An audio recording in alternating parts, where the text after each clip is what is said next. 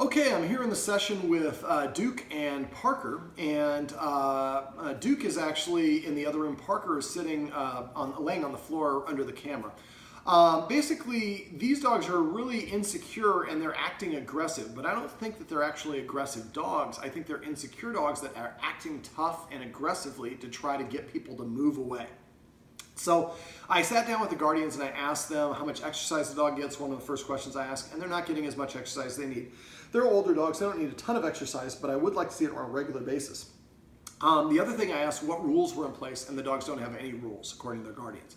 Now, in this video, I'm going to go over the importance of rules and structure and how that can benefit dogs, especially if really nervous or anxious dogs. Now, I define a rule as things the dog can do, has the ability to do, but doesn't do without permission. The classic example people ask me of is no peeing or pooping in the house. Some of my clients have problems with that too. But the dog can pee or poop in the house. We teach them not to. And to go to the door or whatever it is. But dogs go through life probing to determine where boundaries and limits are. They also probe to determine who are the leaders and who are the followers. The leaders are the ones who are enforcing the rules, but they're also nurturing and looking out and doing a lot of other positive things. We have a tendency to think, look, I'm the human, so you should respect me as an authority figure. They don't see it that way. I provide you with this great house to live in. I provide you with food. I provide you with dog toys. And dog's like, I didn't see you build this house. I didn't see you hunt that food or make that toy. Matter of fact, you seem pretty lazy to me. I don't mean any disrespect, but you get up and you sit down on the couch, you eat, you sit down, sometimes you leave the house for a while. I'm guessing you're partying. When we go to work, they don't see us work. And then when we come back home, we sit down and we watch TV because it's been a long day and we want to just kind of relax. Then we eat food and then we go to sleep. And the dog's like, from my perspective, it doesn't seem like the humans are actually acting like leaders. They're not enforcing any rules. They're laying around and they don't see us actually working. And even if we work from home, we're sitting at a desk, dogs don't see it that way. For dogs, burning energy is almost a currency. That's almost how they calibrate if somebody is serious or not. Or how intense something is. If you're not willing to burn the energy to go over and correct someone, then you don't really mean it. Now, you have 3 seconds to correct or reward your dog. And dogs learn through repetition, consistency, and good timing. So if we don't have any rules, we can't be consistent because there's nothing to be based on. We can't have good timing. Again, it needs to be based on something. And we're not repeating something on a regular basis. We're repeating it, matter of fact, on a chaotic basis. Now, dogs go through life probing to determine where these boundaries are. Let's say there's a rug in front of me and I'm a dog and I cross the threshold 15 times. The guardian keep on disagreeing with me, and the 16th time the guardian gets a phone call and she's paying attention to something else and I cross the threshold. In my mind as a dog, in this house I have to ask 15 times and the 16th time I get my way. Next time we might block the dog or disagree 25 times before we get distracted, and so the dog's like, oh, they move the goalpost. So we actually train our dogs to be defiant. When dogs are probing, they're not being defiant, they're trying to be thorough. Does the boundary go all the way around the border? Or is there a combination of things that might happen in the house that allows me to cross that threshold? So we really, we think of breaking the rules as being nice and kind for the dogs. It's actually inconsistent. And if you want to put it down on the camera down on your knees, that's more comfortable. This is going to be a little while. Don't think of breaking the rules being nice. If you miss your daughter's birthday, you don't buy her a 16th birthday, you don't buy her a bottle of Jack Daniels to make up for it. You can't break a rule to make up for something in the past. So for dogs, because they are all about what they see us do, a lack of rules can get the dogs confused into thinking we are peers. And if a dog sees you as a peer, then listening to you becomes optional. But most dogs come up and they nudge their guardian, they paw at them or bark at them for attention, and the people reach over and pet their dog. Well, anything your dog is doing when you pet it is what you're reinforcing. So if your dog jumps up on you and pet it, you're saying, I like it when you jump up on me so much, I'm rewarding you for doing it. If your dog is nervous and you pet it to try to calm it down, you will make it more nervous. And that's probably one of the most common mistakes people have with nervous, anxious, or fearful dogs. So that's why I practice petting with a purpose, which is in another video on doggone problems. In this one, I want to talk about rules and structure and the importance of them. So one of the first rules I usually suggest, and before I say this, it takes about 30 days for the dog's neural pathways to start grouping together and something called myelin or myelin sheath to develop over the neural pathways, which allows the signal to move faster. This is why the more we practice something, the faster at it we get, like playing guitar, driving, typing, whatever it is. And so dogs have the same principle going on in their brain. So it's going to take them 30 days of not being able to do these old things before they can start a new neural pathway. Now, I had one client, she told me nothing was working, and I started probing and asking questions. She's like, well, I'm enforcing the rules consistently, except for every Sunday I let the dog on the couch. And that was one of the rules, not being allowed on the furniture. Well, every Sunday she reset her clock. You have to have at least 30 days, and I always say minimum, and then sometimes it might be longer than that. So until these dogs are not acting as reactive to the door, we need them to adopt a follower's mindset, more like a child to a parent. I'm a member of the group, but I don't have the pressure on my shoulders because I'm not responsible for mortgage and insurance and health and all the rest of that fun stuff. I want them to go back to being dogs. So the more that we enforce rules consistently, the more the dogs start to see the humans acting like leaders. And so my job as a security guard is no longer needed because the humans are taking care of these things on their own. One of the first rules I usually suggest is no furniture, because the higher a dog sits, the more rank or social standing they have amongst their peers. Letting dogs sit the same height as us is one of the ways that we say we're equals. Now, these are not lap dogs, but a lot of us like having our dogs with us. Think of these things as privileges. If you had a child and you let your child borrow your car when they turn 16 and they bring it back with an empty tank of gas, a flat tire, and it smells like pot, the child is not going to be able to drive that car for a while. And they're not going to drive the car again to show you that they were responsible. They're going to have to show you they're responsible through other actions, like doing their homework, not talking back, and doing their chores, and so on and so forth. So when the dogs start behaving better, then we can start giving them access to these privileges, but it's a privilege for good behavior only. So after 30 days or whatever the period of time the dogs are nice and relaxed, then we can invite the dog up, and that's with an invitation for good behavior. And if the dog starts barking, now it has to get down. Or if it gets down to get a drink of water, it would need another invitation to get back up so the human is controlling the resource. Now, I'm force-free and positive reinforcement, and so what I would do is the dog's here and I want the dog to get off the couch. I would take a high-value treat, touch the dog's nose with it, and then toss it on the floor about 3 feet, well, probably 4 feet away so these dogs don't just stand on the floor. And they have to get down. Now, whenever you use a treat, you want to say the command word immediately after the treat goes in their dog's mouth. The treat activates essentially their pleasure receptors. So if I have this pleasure receptor activation and then I hear the word off, well, off I look at as kind of a more pleasant command. So I toss the treat on the ground, the dog jumps down, and as soon as they lick it up off the ground, I say the word off. Now I'm putting off into context, which helps them understand it and motivating them to want to get down. Now if they try to come back a second time, I would hold my hand here and block, and to block the dog from being able to get up. Now, if the dogs get on the furniture where you're not around, you can get something called X mats. They're little mats, they have little nubs on them. The dogs will not want to go up there. So you want to remove temptation when you leave the room. Okay, so that's rule number one. Rule number two is I make dogs sit before I let them in or out of the door. Sitting is a more subordinate position for dogs. Now, if I go to the door and I say sit, and the dog wants to go outside, now I'm controlling what it wants. If you want to go outside, you have to do the smallest thing you possibly do as a dog and sit. And if you can't be bothered to sit, I can't be bothered to open the door.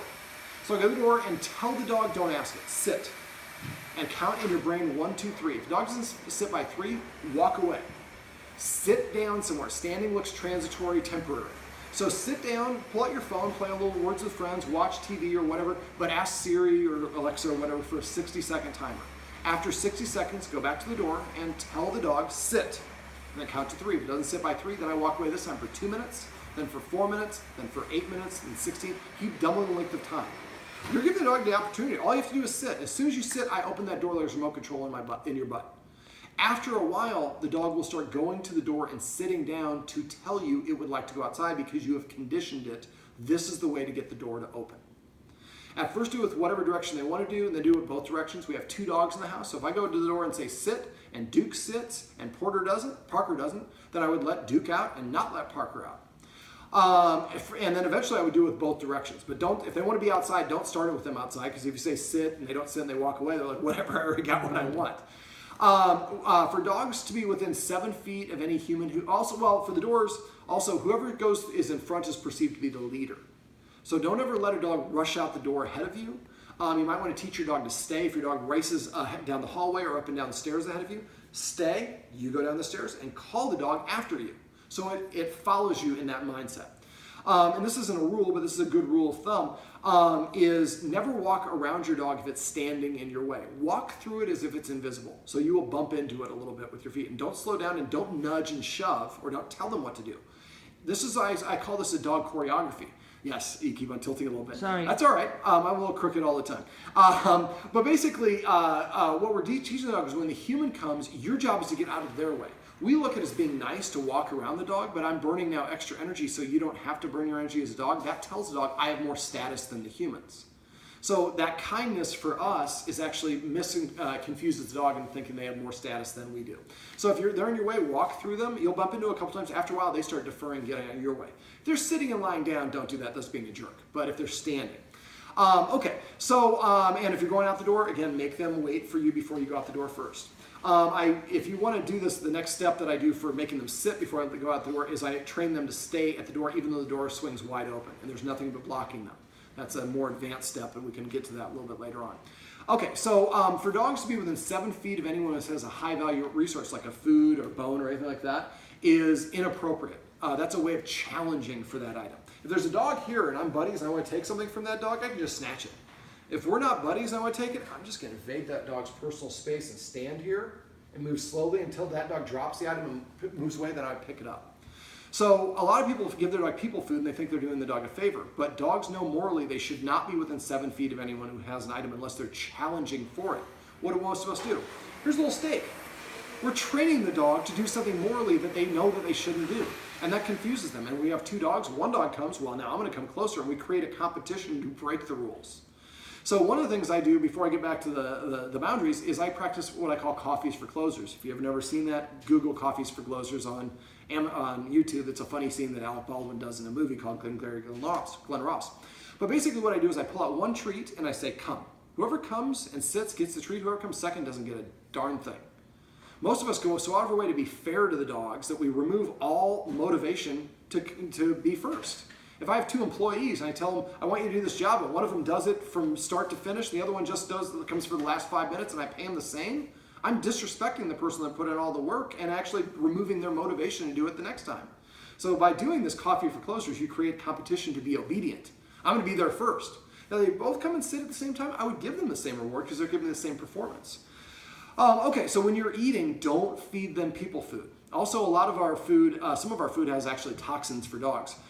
Just real quick, most people know dark chocolate is poisonous to dogs. Avocado, onion, garlic, raisins, currants, grapes, most roots, not root vegetables, but roots, the green parts of tomato plants, not tomatoes, and most nuts. Well, most of our food has garlic and onion powder on it. And giving a little bit to the dog, I promise you, if you're eating a plate of poop, your dog will be just as interested in the poop. So we think we're doing them a favor by giving them people food, but we're really not, and we're confusing them. So when you're eating, one of the rules should be the dog's not allowed within 7 feet of you. You're tilting a little bit. Sorry. That's all right. So they shouldn't be allowed within 7 feet of you. Another rule would be not allowing them in the kitchen when we're preparing food. Now we have a really beautiful house. I'm not going to show it on camera, but we have a work island, and basically the kitchen's kind of in the middle of this grand room that goes this way without any barriers. So I would say maybe from there's a wall here, or there's some barriers here. Are we still going? You're still going. And on the other side is like a box around the kitchen. The dog's not allowed to go in that box when we're preparing food. The rest of the time you can come and go as you please. When I'm preparing food, not within 7 feet. Also, if they race up and down the stairs ahead of you, like I talked about, ask them to sit and wait.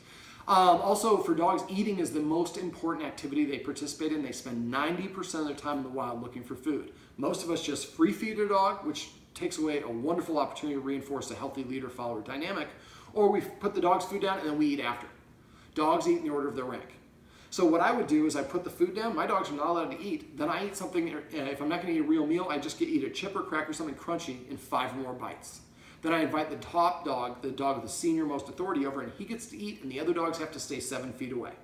When he gets done, if he left a little food in his bowl, after he walks away from his bowl, I pick it up and I dump it empty and put the empty bowl back down. It's important to put the empty bowl back down. This way, when they come by, they recognize it's empty. And then when he's done, he has to leave the area. I invite the other dog to come in, he eats out of his bowl. And once he walks away, I pick up and dump anything remaining. So I'm in control of the resource, and then the dogs see me eating first. If you feed your dogs and then you go grab breakfast on the road, the dog's like, why should I listen to you? You don't even have eating privileges. So and a lot of what I do, my method is based on little things that get repeated a lot that become big things. You're gonna feed your dog 2, 3, 4 times a day, depending on how often you feed it. Well, every time you do this, if you eat first, you're establishing a healthy leader-follower dynamic just by adding a little bit of structure. So make sure you're eating first and have the dogs eat in the order of their rank. That really helps them see you and identify you as more as a leader. Sorry. That's all right. But a lot of people think being a leader is dominating the dog and punishing the dog. I don't use any force or punishment because they don't need it. And dogs learn, what time are we at? Oh, we're gonna have a couple times. That's all right. And so the more that we act like a leader by enforcing the rules consistently and dispassionately, the dog starts to see, I don't have to guard the door because the humans are in charge. The humans are taking care of everything, and I actually have to listen to them as opposed to them listening to me. So the more of these rules that we incorporate, the more the dog starts to be able to go off duty. And eventually they're just like, doorbell rings, that's your job. I'm here chewing my bone. All right, so these are some tips and tricks on the importance of rules and structure and how it can help your dog feel less anxious if your dog is reactive around new people or new situations.